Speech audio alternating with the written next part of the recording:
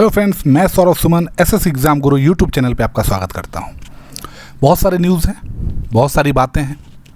आज मैंने एक न्यूज़ चैनल पे अतुल सर बीपीएससी के चेयरमैन साहब का एक इंटरव्यू देखा। जो उससे संबंधित कुछ बातें हैं वो मैं आपको बताता हूं। आप लोगों ने अगर देखा होगा तो आप उसमें जान जाइए कि जो हम लोग भी बोल रहे हैं, बाकी सब भी बोल रहे हैं कि 9 से 12 वाले में सबका रिजल्ट आ जाएगा, मतलब सभी पास कर जाएंगे। तो उसमें एक टेक्निकल फॉल्ट है। अब वो टेक्निकल फॉल्ट क्या है मैं वो बताता हूँ। जितने भी पेपर दिए सबका हो जाएगा जी नहीं। 9 से 10 में 4 सब्जेक्ट और 11 से 12 में 3 सब्जेक्ट। इस 4 + 3 7 सब्जेक्ट के जो पेपर हुए हैं उसमें सीट से ज़्यादा कैंडिडेट थे। आप फिर से समझ लीजिए, 4 9 10 में और 11वीं 12वीं में 3 सब्जेक्ट।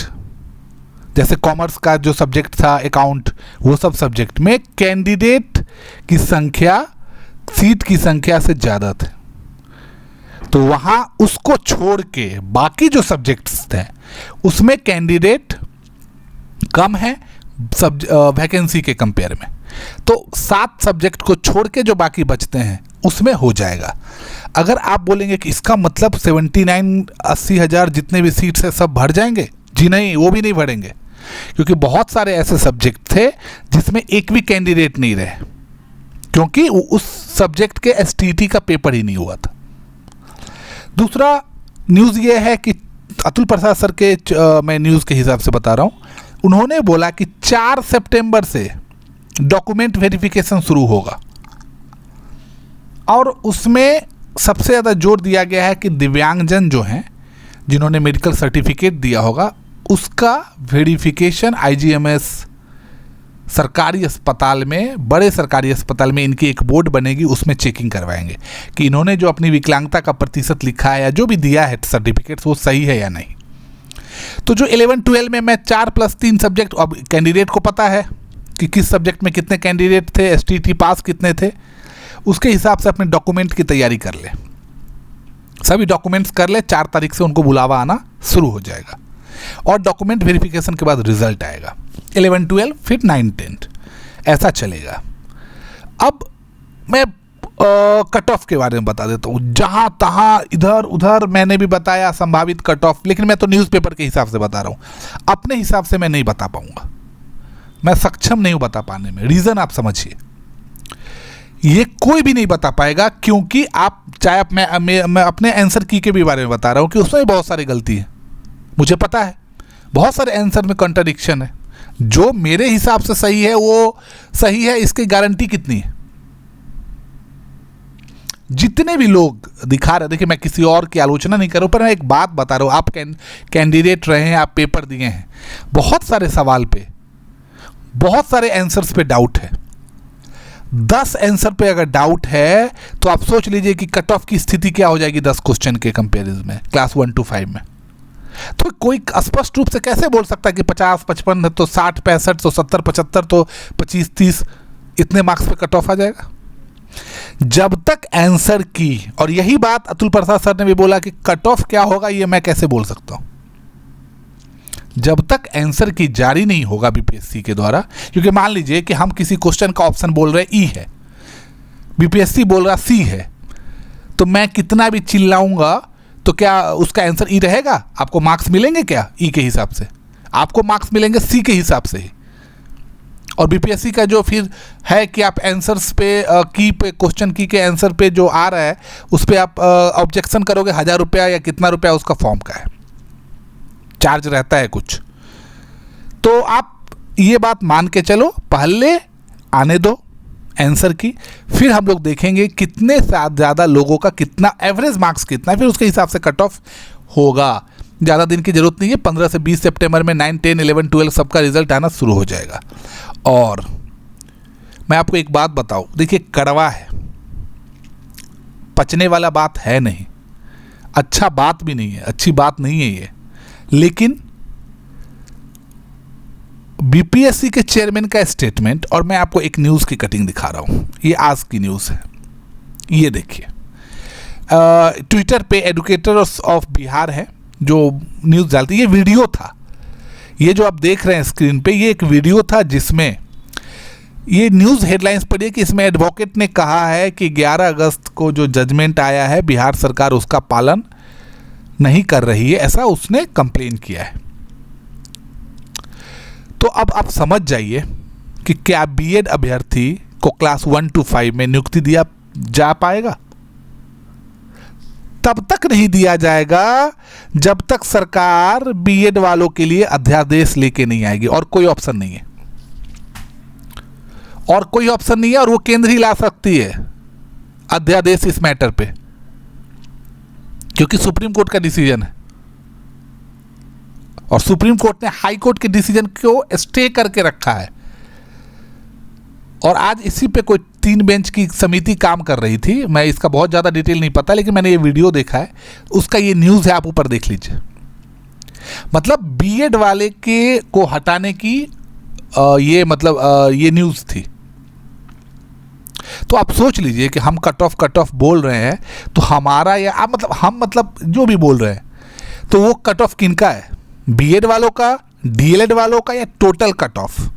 और अगर इन लोगों के जजमेंट के हिसाब से, सुप्रीम कोर्ट के जजमेंट के हिसाब से एनसीटी डालती है, और ये बीपीएससी के चेयरमैन साहब का स्टेटमेंट ही है कि हमने अपने नियमावली में ही लिख दिया था कि एनसीटी के प्रावधानों के अनुसार ये मतलब अपने पाले में बॉल ही नहीं रखा, उन्होंने बॉल शिफ्ट कर दिया है अपने नियमावली में एनसीटी के पास। तो वो आपके लिए कुछ नहीं, हाथ खड़े रहे। उन्होंने 1-2 कंप्लेन पे बात बोली। अब ये है, तो अब मैं आपके लिए क्या बोलूँ कि नियमावली जब तक एनसीटी का गैजेट नहीं आएगा, इस पर क्लियर डिसीजन नहीं आएगा, कोई भी आदमी कट ऑफ डिसाइड नहीं कर सकता। इसीलिए इसका रिजल्ट भी रोक दिया जाएगा, आप देख लीजिएगा, इसका रिजल्ट सबसे लेट से आएगा। अब एक चीज़ मैं आपको बता रहा हूँ कि बीपीएससी के चेयरमैन अतुल प्रसाद सर ने कहा कि आप लोग जो न्यूज़ पे, मतलब अभ्यर्थियों के बारे में, कि आप लोग जो स्टेटमेंट्स देते रहते हैं अमर्यादित, उन्होंने बोला ये वर्ड कि अमर्यादित जो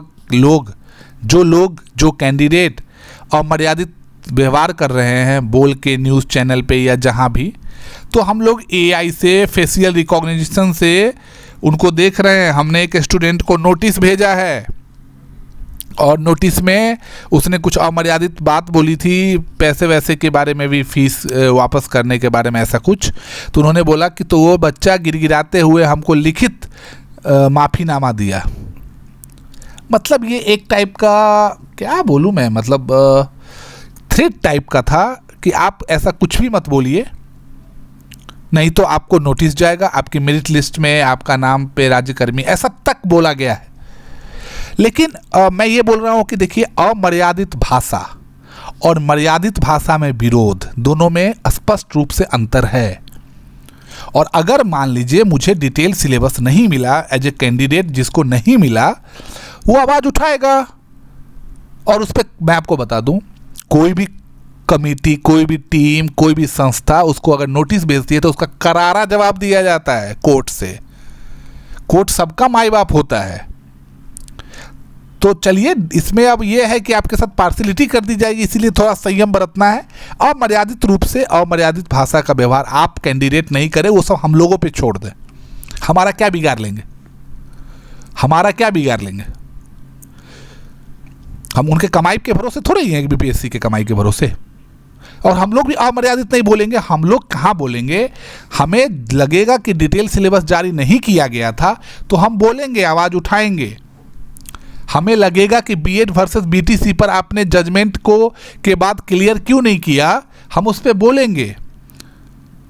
हम ये भी सवाल उठाएंगे कल होके कि आपने अगर बीएड वालों का रिजल्ट रोक दिया तो आपने बीएड वालों का पेपर क्यों लिया, या आप पहले अपने संस्था से क्लैरिफिकेशन करके लेके आइए। हम ये सवाल जरूर ना उठाएंगे कि अभ्यर्थियों को इतनी परेशानी हुई, मानसिक डायलेमा में रहे, रहने को जगह नहीं, आने जाने को साधन नहीं, एग्ज़ाम देने में पानी में कूद कूद के, डूब के एग्ज़ाम दिए हैं, तो हम आवाज़ उठाएंगे। कैंडिडेट ना उठाएं, क्योंकि उन पे आप एक्शन ले सकते हैं, हमारे पे क्या आप एक्शन ले लेंगे? हम इस पर आवाज़ उठाएंगे। जो चीज़ हमें गलत लगेगा हम उस पर आवाज़ उठाएंगे, लेकिन हम आपके इस बारे में एक शब्द गलत नहीं बोल सकते। एज ए टीचर मेरे टीचिंग का मर्यादा ही नहीं रहा कि हम अमर्यादित भाषा का प्रयोग करें, फिर हम टीचर बनने के लायक ही नहीं है, रहने के लायक ही नहीं है। सिर्फ पढ़ाई से टीचिंग नहीं होता है ना, टीचिंग संस्कार और मर्यादा से होता है। तो हम लोग तो कभी अमर्यादित भाषा का व्यवहार नहीं करते और हमारे कोई भी अभ्यर्थी भी नहीं करेंगे, ये भी हमें भरोसा है। तो यही न्यूज़ था कि मतलब ये बोलना बड़ी टफ लग रहा है कि आप किसी का एग्ज़ाम ले लिए और उसको मान लीजिए वो कितना भी मार्क्स लाया फिर भी आप उसको भर्ती नहीं करेंगे। अब आप बोलेंगे कि आप किसी एक ना पक्ष की बात नहीं है, बात ये है कि आप ऐसा सिनेरियो ही क्यों ला रहे हैं कि दो आदमी लड़े। दो डीएलएड और बीएड को लड़ाने के पीछे का रीज़न क्या है भाई? क्यों लड़े? दोनों को नौकरी दीजिए। आपके पास तो 6 to 8 में इतना सीट खाली है। मेरा तो सीधा बोलना है, देखिए टेक्निकली प्रॉब्लम हो सकता है, लेकिन आपका एग्ज़ाम का स्तर 1 to 5, 6 to 8 का 12 तक का एग्ज़ाम का स्तर था।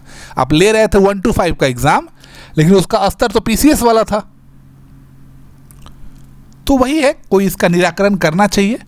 तीसरी ये न्यूज़ थी कि एसटीटी आप लोग जो देंगे पेपर, उसमें निगेटिव मार्किंग नहीं रहेगा, 150 क्वेश्चंस रहेंगे।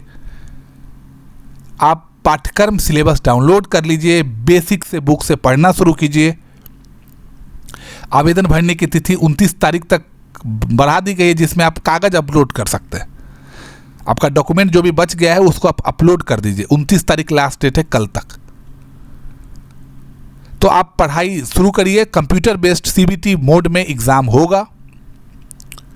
एक कंप्यूटर साइंस का पेपर डाल दिया गया है डेमो के लिए, मॉक टेस्ट के लिए। तो ये सब है न्यूज़ में। तो मैं यही बोल रहा हूँ कि आप कट ऑफ की लड़ाई में ना पड़े। आप अपने आगे के, अगर आप 11, 12, 9, 10 के हैं और आपको लग रहा है कि आपका पेपर अच्छा गया है, तो आप अपने डॉक्यूमेंट्स को एक बार चेक करके रख ले, क्योंकि ये बोल रहे हैं कि बहुत कम समय मिलेगा डॉक्यूमेंट वेरिफिकेशन में, बहुत कम समय। तो भाई बहुत कम समय मिलेगा तो भाई अब यहाँ तो आप बिहार में कोई कागज़ बनवाने में आपको लग जाएगा टाइम। इसीलिए आप पहले से डॉक्यूमेंट्स अपने चेक कर ले। अधिकतर डॉक्यूमेंट्स आपने अपलोड कर दिया है, मार्कशीट वार्कशीट सब देख लीजिए, रख लीजिए। और फिर यही मेरा आपसे यही निवेदन रहेगा कि आप प्रत्यक्ष रूप से बीपीएससी के बारे में कुछ नहीं बोले। आप पर कोई भी एक्शन होगा तो हम लोग के साथ, हम लोगों के लिए खराब होगा। रही बात हम लोगों का, तो हम लोग का क्या कर लेंगे? बहुत हुआ तो हमारे चैनल बंद करवा देंगे। अरे भाई, तो हमारे 882 जो साथी हैं वो 882 8082 में बदल जाएंगे। हमको क्या रोक लीजिएगा? 12 साल इंजीनियरिंग कॉलेज में पढ़ा के हम ये सब काम कर रहे हैं। हमें रोकने का नहीं है, लेकिन हम अपने स्टूडेंट्स के साथ रहेंगे। ये हमारा फर्स्ट एंड लास्ट स्टेटमेंट रहेगा इस मैटर पे। बहुत बहुत धन्यवाद आपका मेरे साथ जुड़ने के लिए।